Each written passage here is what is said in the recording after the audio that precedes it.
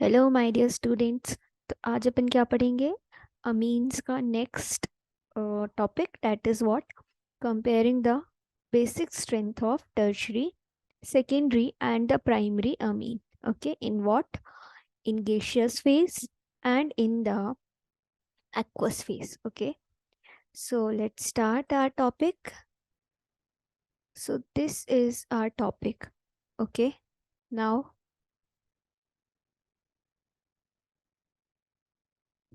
the topic is what? Comparison of basic strength of primary, secondary and the tertiary amine. Okay, तो इसमें हमें सबसे पहले क्या देखना है? इसमें हमें ये देखना है कि कभी टर्शियरी अमीन ज़्यादा बेसिक होता है, कभी सेकेंडरी होता है, और प्राइमरी बीच बीच में आ जाता है दोनों के। तो ऐसा क्यों होता है? ओके, तो अगर अपन देखें तो सबसे पहले अगर आप देखोगे, ओके, तो गेशियस फेस में अगर हम देखें तो गेशियस फेस में प्लस आई इफेक्ट के कारण, ओके, प्लस आई इफेक्ट के कारण टर्शरी अमीन सबसे ज़्यादा बेसिक होता है, देन आपका सेकेंडरी अमीन होता है, एंड देन आपका प्राइमरी अमीन होता है। टर्शरी अमीन क्यों होता है? क्योंकि R3N है ना, तो 3 R ग्रुप उसमें जुड़े हुए हैं। अब ये R ग्रुप भी प्लस आई इफेक्ट दिखाएगा, ये R ग्रुप भी प्लस आई इफेक्ट दिखाएगा, और ये R, तो यहाँ पर 3 फोल्ड प्लस आई इफेक्ट है, जिसके कारण क्या होता है, इलेक्ट्रॉन नाइट्रोजन पे इलेक्ट्रॉन डेंसिटी बढ़ जाती है और ये लोन पेयर को इजीली डोनेट कर पाता है, इसलिए तो हम इसको बेस कहते हैं, है ना। तो ये तो जनरल हुआ कि अगर हम गेशियस फेस की बात करते हैं, बट अगर हम एक्वस फेस की बात करते हैं तो ये चीज़ चेंज हो जाती है। अब ये चीज़ चेंज क्यों होती है? तो अगर हम एक्वस फेस में देखते हैं तो tertiary amine it is less basic than primary and the secondary amine. क्यों? देखो, इसके दो रीजंस है, दो फैक्टर्स यहाँ पे काम करते हैं। एक फैक्टर है सॉल्वेशन इफेक्ट, एक फैक्टर है आपका स्टीरिक इफेक्ट। ओके, तो सबसे पहले अपन सॉल्वेशन इफेक्ट देखते हैं। बच्चों, ये बहुत इंपॉर्टेंट टॉपिक है, ये क्लास 12th में बोर्ड्स में आता ही आता है, ऊपर से बीएससी का भी बहुत इंपॉर्टेंट टॉपिक है, ठीक है, एग्जाम में आता है। तो अगर अपन देखें कि सॉल्वेशन इफेक्ट, ठीक है, तो सॉल्वेशन इफेक्ट में क्या है कि हाइड्रोजन बॉन्डिंग है ना, अमोनिया है या कोई भी अमीन है, प्राइमरी अमीन है, सेकेंडरी अमीन है, टर्शियरी अमीन है, क्या वो हाइड्रोजन बॉन्डिंग बना पा रहा है वाटर के साथ कि नहीं? तो अपन देखते हैं। तो प्राइमरी अमीन में आप देखो कि प्राइमरी अमीन क्या है, यहाँ पर 3 हाइड्रोजन है ना, RNH3, और ये पॉजिटिव है ना। अब क्या हो रहा है, वरना हम RNH2 लिखते क्योंकि नाइट्रोजन 3 ही बॉन्ड बनाता है, बट सिंस यहाँ पॉजिटिव चार्ज है इसलिए हमने RNH3 लिखा है। अब आप देखो, 3 हाइड्रोजन अवेलेबल हैं हाइड्रोजन बॉन्डिंग बनाने के लिए, तो यहाँ पे सबसे ज्यादा हाइड्रेशन है ना, यहाँ सबसे ज्यादा मैक्सिमम हाइड्रेशन है। अब आप यहाँ देखो सेकेंडरी अमीन में, सेकेंडरी अमीन क्या है, R2NH, है ना। तो अब आप यहाँ क्या देखोगे कि हाइड्रोजन यहाँ पॉजिटिव है इसलिए हमने R2NH2 लिखा है। तो क्या होगा कि 2 हाइड्रोजन से अवेलेबल है, तो थोड़ा कम हाइड्रेशन है, किससे? प्राइमरी से। फिर आप टर्शरी को देखो, टर्शरी में तो सिर्फ एक ही हाइड्रोजन प्रेजेंट है, किस फॉर्म में? अगर हम आयन फॉर्म में लिखते हैं, वरना tertiary amine is R3N, but if you are writing in ionic form then this is the right form. Okay, तो आप यहाँ देखोगे सिर्फ एक ही हाइड्रेशन, एक ही हाइड्रोजन है, तो यहाँ पे क्या है, मिनिमम हाइड्रेशन है। तो सॉल्वेशन इफेक्ट के कारण क्या हो गया कि प्राइमरी अमीन सबसे ज्यादा बेसिक हो गया। ओके, देन क्या हो गया, देन सेकेंडरी हो गया, फिर क्या हो गया, फिर आपका टर्शरी हो गया। इंडक्टिव इफेक्ट के कारण क्या था, टर्शरी सबसे ज्यादा था। अब अपन देखते हैं दूसरा फैक्टर, दूसरा फैक्टर क्या देख रहे हैं हम, स्टीरिक इफेक्ट।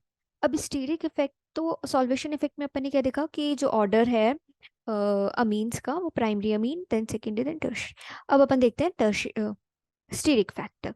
सो स्टीरिक फैक्टर क्या होता है कि कोई भी जब बल्की ग्रुप आता है किसी भी एटम में, अगर चारों साइड बल्की ग्रुप जुड़े होते हैं ना, तो वो स्टीरिकली हिंडर्ड कर देते हैं मॉलिक्यूल को। किसके लिए?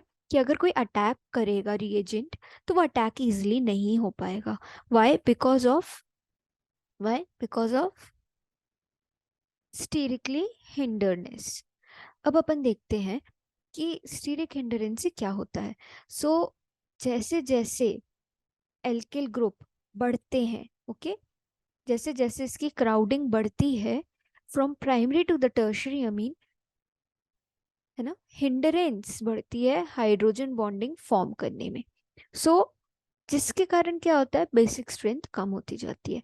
तब आप यहाँ क्या क्या देख रहे हो कि जैसे जैसे एल्किल ग्रुप बढ़ रहा है, क्या हो रहा है, हाइड्रोजन बॉन्डिंग उतनी नहीं हो पा रही, वही जो हमने सॉल्वेशन इफेक्ट में देखा था, जिसके कारण क्या हो रहा है, बेसिक स्ट्रेंथ कम हो रही है। ओके, तो सबसे ज्यादा अगर अपन यहाँ पर बेसिक स्ट्रेंथ देखें तो किसकी होगी, इफ एल्किल ग्रुप अगर सिंपल है, CH3 है ना, CH3 या CH2 है, तो सेकेंडरी अमीन, है ना, then primary amine, and then, अब यहाँ पर सेकेंडरी इसलिए क्योंकि यहाँ पे इंडक्टिव इफेक्ट भी है और हाइड्रोजन बॉन्डिंग भी है, इसीलिए ये पहले आ गया, फिर प्राइमरी अमीन आ गया, देन टर्शरी में तो हाइड्रोजन ही नहीं है, फिर ammonia. Okay, now what will happen, अब अगर इथिल ग्रुप आ जाता है आर ग्रुप की जगह, ओके, अगर इथिल ग्रुप आ जाता है तो भी यहाँ सेकेंडरी है, फिर यहाँ पे टर्शरी है, क्यों, क्योंकि टर्शरी में यहाँ पे इन लोग प्लस आई इफेक्ट देख रहे हैं, then primary and then ammonia. Okay, तो ये आपका हुआ क्या, स्टीरिक फैक्टर के कारण।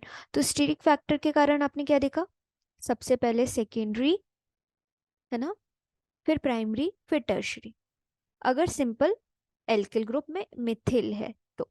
Okay, now we will compare what, now we will compare the basic strength of what, alkanamine and एरिलामीन।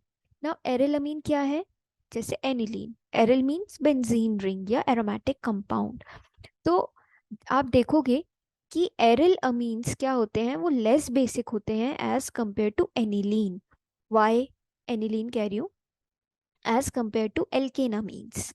ठीक है, अब ऐसा क्यों होता है, तो देखो ऐसा इसीलिए होता है कि ये है एनिलीन, ठीक है, ये क्या है अपना, ये है एनिलीन। अब एनिलीन में लोन पेयर है नाइट्रोजन एटम पे। अब अगर नाइट्रोजन एटम पे जो लोन पेयर है वो अगर रेजोनेंस में इन्वॉल्व हो रहा है तो वो उसकी बेसिक स्ट्रेंथ को कम कर रहा है, क्यों, क्योंकि हम चाहते हैं कि बेसिक वो होता है जो लोन पेयर डोनेट कर पाए ना। अब अगर ये रिएक्शन करेगा तो डोनेट कहाँ कर पा रहा है, ये तो रेजोनेंस में इन्वॉल्व हो गया। So these are the number of resonating structures which are formed if this lone pair is coming here, तो यहाँ पे बॉन्ड आएगी, और जब बॉन्ड शिफ्ट होती है तो चार्ज आता है। This is the key concept, इस चीज को आप याद रखोगे तो आप सारे रेजोनेटिंग स्ट्रक्चर ड्रॉ कर सकते हो। ठीक है, अब यहाँ पर शिफ्ट हुआ है ना ये बॉन्ड, तो यहाँ एक्सिस ऑफ नेगेटिव चार्ज आया, चार्ज डेंसिटी बढ़ गई तो यहाँ नेगेटिव आया। अब ये नेगेटिव चार्ज यहाँ शिफ्ट होगा तो ये बॉन्ड यहाँ शिफ्ट होगी, जब ये चार्ज यहाँ शिफ्ट होगा तो यहाँ बॉन्ड आ गई, अब बॉन्ड शिफ्ट हुई तो चार्ज आ गया। तो this pattern will go on until and unless आपको एनिलीन फिर से रिकवर हो जाता है। So this is what, this is the resonating structures of aniline. ये हमें क्या बता रहे हैं, ये हमें ये बता रहे हैं कि lone pair of aniline are involved in resonance, जिसके कारण एनिलीन, एरिलअमीन क्या है, लेस बेसिक है एल्केनामीन से। अच्छा, एक और रीजन है इसकी लेस बेसिसिटी का, वो ये है कि अगर हम इसके एनिलीनियम आयन की रिलेटिव स्टेबिलिटी को देखें, ठीक है, तो आप क्या देखोगे कि एनिलीन के तो ज़्यादा रेजोनेटिंग स्ट्रक्चर्स थे, तो उसकी ज़्यादा स्टेबिलिटी थी, बट एनिलीनियम आयन के सिर्फ 2 रेजोनेटिंग स्ट्रक्चर्स हैं। ठीक है, इसीलिए क्या होता है कि एनिलीन के पास लेस टेंडेंसी है एक्सेप्ट करने की प्रोटॉन और क्या बनाने की, एनिलीनियम आयन की। अब आप यहाँ देखो कि सिर्फ इसके पास 2 रेजोनेटिंग स्ट्रक्चर्स हैं, तो इसकी स्टेबिलिटी भी कम है। अब इसकी स्टेबिलिटी कम है तो एनिलीन क्यों चाहेगा कि एनिलीनियम आयन बने, this is the simple reason. Okay, now here you can see there are 5 resonating structures, तो इसकी स्टेबिलिटी ज़्यादा है।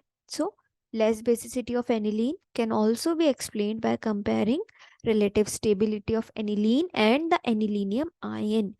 तो वो एनिलीन था, ये आपका एनिलीनियम आयन है।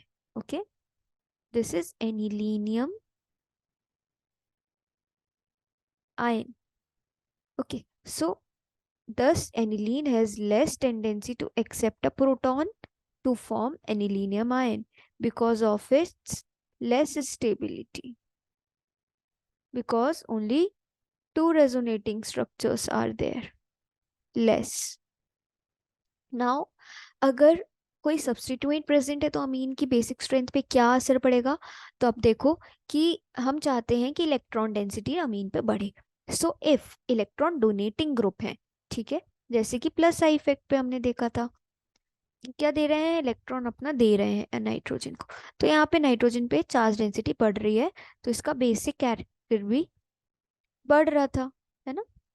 सेम चीज यहाँ है, इलेक्ट्रॉन डोनेटिंग ग्रुप या हम उसको इलेक्ट्रॉन रिलीजिंग ग्रुप भी कहते हैं, तो ये अगर होंगे प्रेजेंट तो क्या होगा, बेसिक स्ट्रेंथ अमीन्स की बढ़ेगी, और अगर इलेक्ट्रॉन विड्रॉइंग ग्रुप होंगे तो बेसिक स्ट्रेंथ कम होगी. Okay, so this is all about amines की केमिकल प्रॉपर्टीज पे, ये लास्ट लेक्चर था. ओके, सो आई होप आप लोग को समझ आया होगा, और कीप लर्निंग. Thank you.